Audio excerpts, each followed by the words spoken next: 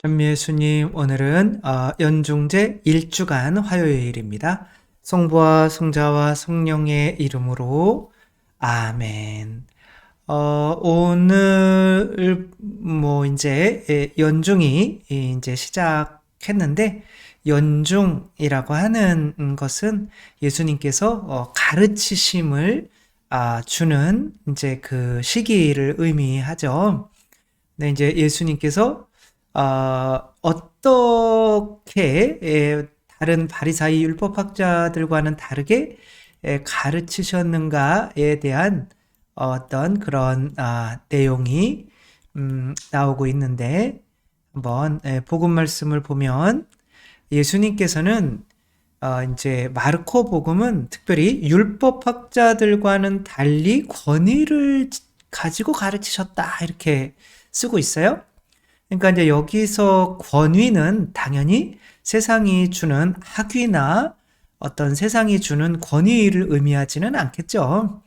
학위를 가진 사람들은 이제 오히려 율법학자들이나 이제 이런 사람들이 이제 학위를 가진 건데, 그런 거랑은 상관없는 권위인 거죠. 그러니까 예수님께서 가지신 권위는 뭘 나타내느냐면 바로 영적인 권위이기 때문에 여기서 이제 영적으로 마귀를 쫓아내는 이야기가 나올 수밖에 없죠. 그래서 영적인 권위, 그래서 조용해라, 뭐 마귀야 나가라 라고 했더니 이제 사람들이 모두 놀라서 이게 어찌된 일이냐, 새롭고 권위 있는 가르침이다 이렇게 나와요. 이제 권위에다가 또 어떤 말이 붙었느냐면 새롭고 권위 있는 가르침이다, 이렇게 쓰고 있죠. 저희가 더러운 영들에게 명령하니 그것들도 복종하는구나. 새롭고 권위 있는 가르침. 우리들도 누군가에게는 스승이죠. 자녀들에게 특별히 스승이고, 우리 회사에서는 또 직원들에게 스승이 될 수도 있는 거고, 또 사제면 또 신자들에게 스승이 될 수도 있는 건데, 과연 우리들은 새롭고 권위 있는 가르침을 하고 있는 건지 아닌지가 문제인 거죠. 그러니까 율법학자들과 예수님이 가르치는 내용은 같았을까요? 다를까요? 사실은 같았어요. 그러니까 뭘 가르칠까요? 하느님의 뜻인 거죠. 하느님의 뜻이 뭘까요? 하느님의 계명인 거죠. 명령인 거죠. 그러니까 하느님의 뜻을 가르치는 거는 똑같아요. 그러나 바리사이 율법학자들에게는 권위가 없었어요. 그러니까 요한복음에 이렇게 쓰고 있어요. 율법은, 십계명은 모세를 통하여 왔지만 진리와 은총은 예수 그리스도를 통하여 왔다. 그러면 율법은 진리가 아니라는 걸까요? 십계명, 하느님을 사랑하고 이웃을 사랑해라 라고 하는 거는 진리가 아닐까요? 만약에 율법이 진리라면 율법이 왔을 때 이미 진리까지 와야 되는 건데, 예수님께서는 내가 길이요 진리요 생명이라고 하잖아요.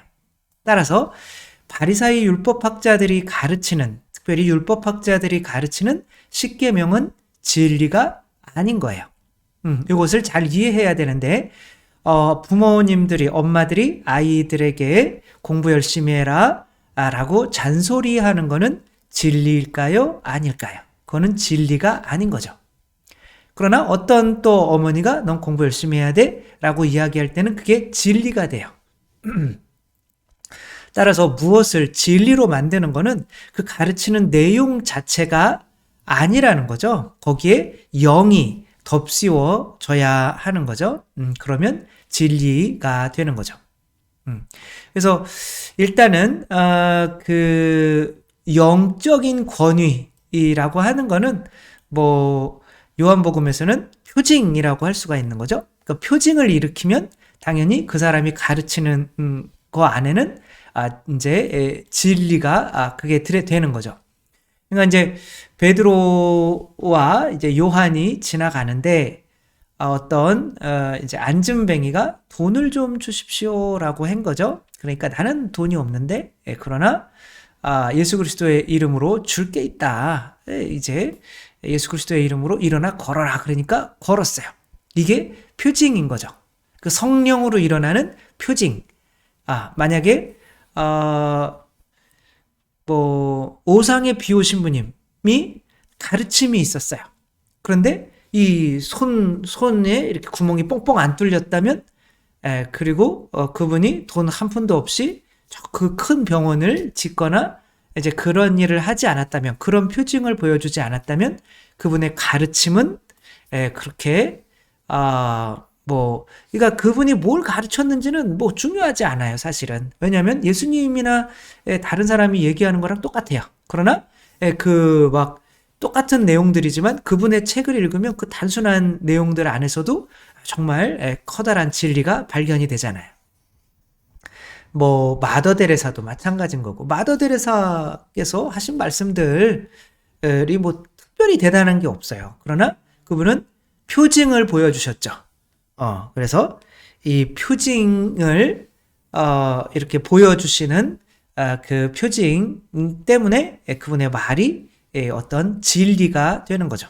그래서 영적인 그런 표징 없이 가르치는 이런 내용은, 만약에 사제가 영적인 표징 없이 이렇게 가르치면 사실은 예수 그리스도의 제자로서 스승 예수 그리스도를 닮은 모습이 아니라 바리사이 율법학자들처럼 그 이야기를 들어도 구원을 못 받게 만드는 상황이 벌어진단 말이에요. 대부분은 그런 가르침들이 어떻게 만드는 거냐면 바리사이들을 만들어요. 십계명을 지켜야 되는구나. 그래서 행동을 하게 만드는 거죠. 그래서 내가 어떤 행동을 함으로써, 그래 나는 구원받을 사람인데 저 인간들은 성당 안 나오니까 저 인간들은 구원, 뭐 이런 식으로 다른 사람을 판단하는 사람이 되게 만드는 거죠. 그래서 뭐 윈스턴 처칠 같은 경우는 그 윈스턴 처칠이 이제 유명해지고 나서 어떻게 이런 훌륭한 대통령을 이렇게 만들어졌는가. 그래서 유치원부터 시작해가지고 이렇게 나이가 많을 때까지 이분을 가르쳤던 스승들을 이렇게 찾았어요. 그래가지고 이제 신문에 기재를 했는데, 이것을 본 처칠이 그 신문사에 편지를 썼어요. 당신들이 못 찾아낸 가장 중요한 스승이 있다. 그 스승은 나의 어머니였고 이 어머니는 나의 나침반이었다. 이렇게 나타내죠. 그러니까 어머니가 하신 말씀, 하루에 5시간은 무조건 독서해라. 독서가 좋다는 건 알잖아요. 근데 다른 거예요. 어머니의 가르침은 이게 진리가 된 거죠. 이 사람을 변화하게 만든 거죠. 하루 2시간은 무조건 운동해라. 이런 것들이 운동한 몸 같이 보이진 않지만 그래도 이렇게 어머니가 나침반이 되어준 거죠. 그러니까 어머니가 왜 이 어머니의 가르침이 다른 정말 복잡한 것을 많이 가르치는 그런 교수님들보다 훌륭하다고 얘기를 했을까? 왜냐하면 어머니는 표징을 보여줬기 때문에 그런 거죠. 그러니까 이런 얘기도 있잖아요. 길가에서 이제 아이들이 이제 시골인 거죠. 이제 했는데 이제 시골이라 그런지 새로운 선생님이 부임을 안 한 거예요. 다 다음날 오는데 아이들이 이제 학교는 온다고 왔는데 할 일이 없으니까 이제 모래성을 쌓고 있는데, 지나가던 할아버지가 얘들아 뭐 하고 있냐가, 우리 오늘 선생님이 안 왔어요. 그래? 그러면은 니네 당장 집으로 가라. 그리고 네가 너희들이 집으로 갔을 때 버선발로 뛰쳐나오는 사람이 있을 텐데 그 사람이 바로 너희의 진정한 스승이다. 이렇게 말을 했다고 해요. 그러니까 이제 버선발로 뛰쳐나온다는 거는 뭐예요? 표징인 거죠. 사랑의 표징. 그러니까 기적도 당연히 성령으로 일어나는 거고 사랑도 성령의 열매잖아요. 그런데 그 사랑은 내 자신이 십자가에 못 박혀야 나올 수가 있는 거죠. 그러니까 세례자 요한의 가르침은 권위가 있었을까요? 없었을까요? 당연히 기적을 하지 못했으니까 권위가 없었다고 얘기하면 안 되겠죠. 왜냐하면 세례자 요한은 십자가에 어떤 희생을 했단 말이에요. 자기가 광야로 사람을 초대하기 위해서 자기가 이렇게 낙타 옷을 입고 굉장히 그런 절제된 사람들이 마귀 들렸다. 라고 할 정도로 절제된 삶을 살았기 때문에 그것 자체가 표징이 된 거죠. 그러니까 가르침이 내 가르침에 내 피가 섞이지 않으면, 성령이 섞이지 않으면 그 가르침은 율법학자들이 아무리 좋은 내용일지라도 구원을 전혀 이루지 못하는 그냥 잔소리에 불과하게 된다라고 하는 거고요. 뭐 그런 내용들은 또 너무 많은데 뭐 선생님이 바뀌었어요. 이 선생님은 학교가 너무 싫은 거예요. 아이들도 싫고 귀찮고 내가 선생님으로 살아가는 게 맞나 싶을 정도로 정말 학교 가기가 싫고 이렇게 할 때 이제 먼저 눈을 아이들에게 눈 좀 마주쳐 주고, 그러니까 그게 뭐예요? 눈만 버섯발로 좀 쫓아 나가라 이런 거죠. 그래서 이 선생님한테 이제 코칭을 해주는 거죠. 가서 공부보다 먼저 관계다. 그래서 먼저 출근을 해서 아이들 올 때 안아주고 먼저 그런 표징을 보여줘라. 근데 이 선생님에 대해서 아이들이 평한 거는 마귀다, 귀신 들렸다, 호랑이다, 뭐 이런 식으로 이렇게 표현을 해요. 그러니까 선생님이 그런 얘기를 들으면서 나는 이제 선생님으로서 끝났어요, 이렇게 생각을 할 때, 아니다, 표징을 보여줘라. 지금까지 당신이 가르친 거는 가르침이 아니었다 라고 하며, 그래서 이제 새벽에 제일 먼저 출근해서 아이들이 올 때 이제 손을 맞춰주고 안아주고, 갈 때도 안아주고, 이게 표징이 사랑인 거죠. 십자가에 못 박힌 거죠. 그러니까 그런 표징을 볼 때 이 선생님이 말에 이제 뭐가 생기는 거예요? 권위가 생기는 거죠. 그리고 그런 권위 자체가 또 내가 가르치는 게 똑같은데 조금 다르게 만들죠. 예수님께서는 이제 당신의 제자인 율법학자는 자기의 곳간에서 새로운 것도 꺼내고 옛 것도 꺼낸다라고 얘기를 하잖아요. 그러니까 예수님의 가르침은 옛 것인데 새로운 거예요. 왜? 거기에 성령이 덧씌워졌으니까.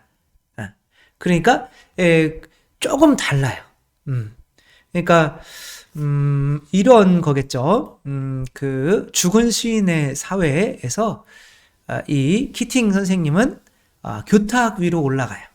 그리고 아이들 보고 입시에 찌든 아이들 보고 세상을 좀 너희들 입시 위에서 사는 게 아니니까, 그렇다고 뭐 공부를 안 가르치는 것도 아니에요. 똑같이 가르치는데 좀 달라요.